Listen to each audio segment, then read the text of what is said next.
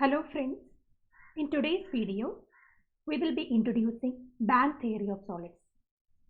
So till now, we were understanding about free electron theory and we were able to explain many of the properties of the solids, its electrical properties and thermal properties based on free electron theory.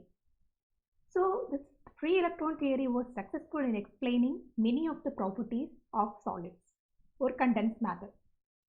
So we were able to explain the heat capacity of the solids using quantum free electron theory. Then we were able to explain the thermal conductivity of the solids and we accounted for Weightman-Franz Lorentz law based on this theory. Then the electrical conductivity could be explained using this theory. We understood the concept of relaxation time, the mean free path, then the net velocity, the drift velocity of the electrons through the lattice and so on. And this could also actually explain the magnetic susceptibility of metals. So there are a handful of fields where the free electron theory is very successful. So we cannot neglect the theory, free electron theory. It is quite successful in explaining many of the properties of the solids. But at the same time, it has some failures. For example, the free electron theory could not account for the distinction between metals, semiconductors and insulators. It can also not account for positive values of Hall coefficient.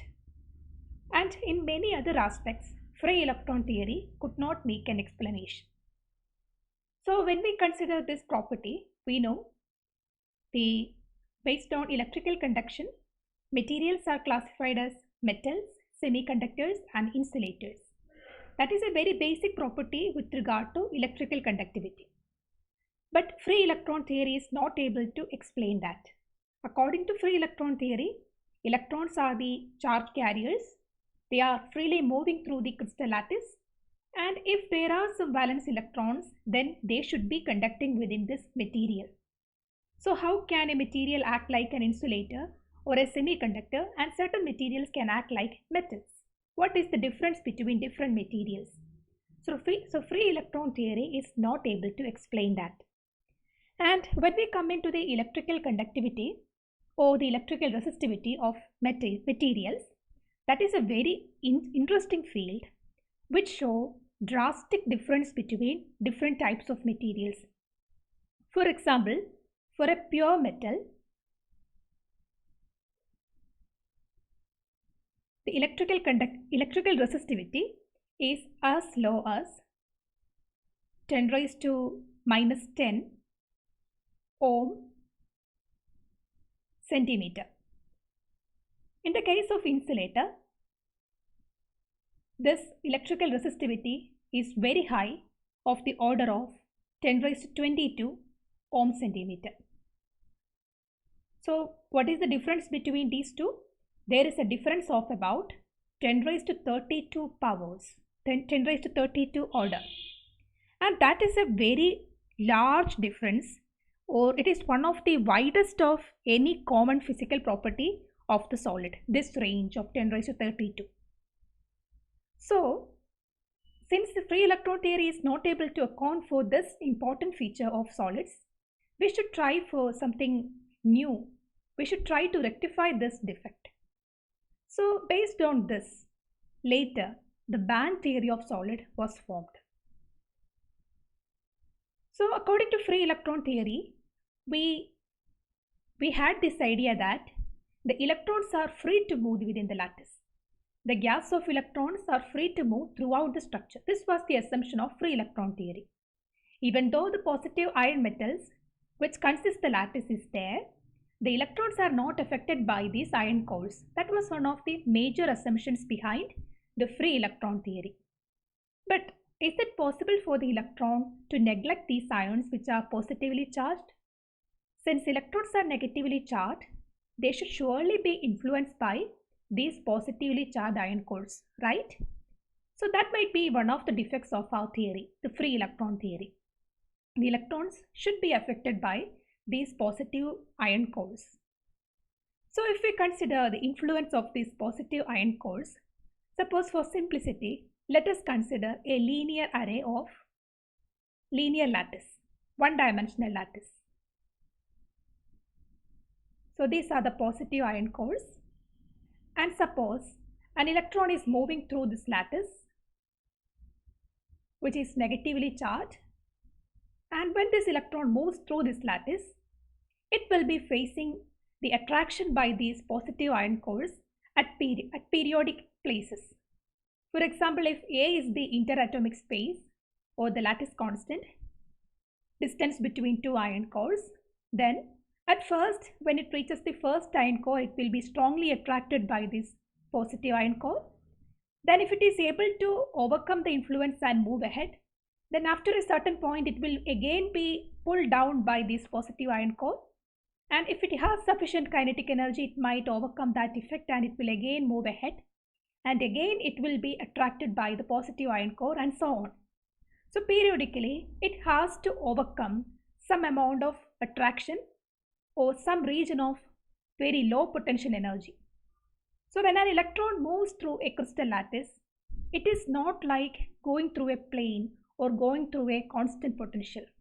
It is as if the electron is going up and downhill, up and downhill. First, it will be pulled down towards the positive ion core, a downhill motion. Then it will have to overcome the attraction by the positive ion core, which is like moving uphill.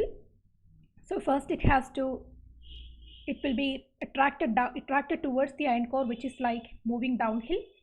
Then it will have to overcome the effect of this positive ion core, which is like moving uphill.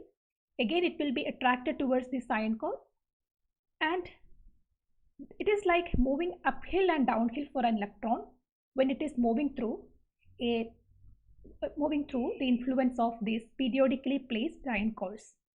So instead of a constant potential, we will have to assume a periodic potential if the correct results are to be obtained.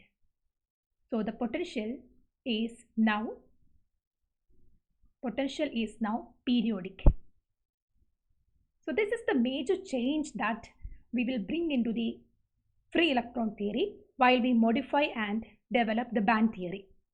According to free electron theory, we had a uniform potential, and according to the band theory, we will be understanding the structure, the properties of the solids based on the periodic potential. So the potential variation within a monoatomic linear lattice, one-dimensional lattice, can be assumed like this. At the places where the positive ion cores is placed, the potential is minimum. And exactly at the midpoint between two ion cores, the potential is maximum. So you can use the basic principles of electrodynamics to understand that the potential will be minimum near the ion core and potential will be maximum away from the ion core. At the places where the ion cores sit, the potential will be the negative maximum, which is the minimum. And at the places maximum away from the ion cores, we will have maximum potential energy.